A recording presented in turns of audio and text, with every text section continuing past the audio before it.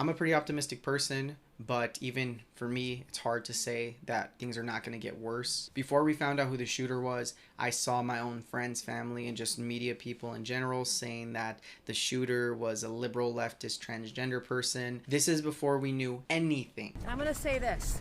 Democrats own what happened today. That logic, do Republicans own the shooting of the two Democratic lawmakers in Minnesota? Some raging leftist lunatic put a bullet through his neck, and you want to talk about Republicans right now? No. Till this day, I see people blaming January 6th on Antifa and the congresswoman in Minnesota's death on some random Tim Walz fanboy. As I say this, there's already so many shootings that occur in America. As this shooting happened with Charlie Kirk, there was a shooting at Denver. So forgive me for not having some optimism, but I just think it's sort of not if but when there's going to be another minority trans shooter. Are we going to feel justified to attack them now? Are we going to cause a lot of ruckus for a shooter when in reality we should be addressing other things like mental health and gun control? But I think the bigger elephant in the room is who we should address. The heat has been turning up for our culture and politics for a while now, but it's definitely been turned up more by the elephant in the fucking room. Our leadership has never taken the fault of violence in our country,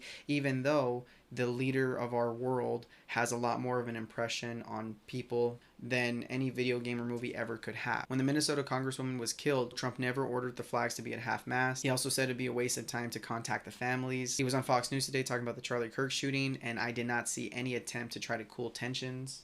I'll tell you something that's going to get me in trouble, but I couldn't care less. The radicals on the right oftentimes are radical because they don't want to see crime. And why are we surprised by this? He pardoned violent criminals. He let Epstein slide, and that's violence right there. That's sexual violence that we're just sort of letting pass because he told the Proud Boys to stand back, stand by. And while the heat's turned up and we're talking about trans people or the culture war, he's cutting Medicare and then giving money to the wealthiest people. And we're supposed to just continue to fight each other. I'm sorry, guys, but the aggressor here is not us. And even when we're not talking about something that he did specifically, there is still a lot of violence in our country. We are a more violent country, relatively speaking, than our first world counterparts. The number one killer for children has been gun violence. We still need to address a lot of stuff, and I just don't see this current leadership addressing it. If anything, I see them blaming elsewhere, like trans people, just because it's sort of a quick fix and it's a boogeyman that can scare you. As we're even talking about this, I remember him saying he wanted to bomb Mexico or take over Panama. And we're talking about how we regret not staying in Afghanistan longer.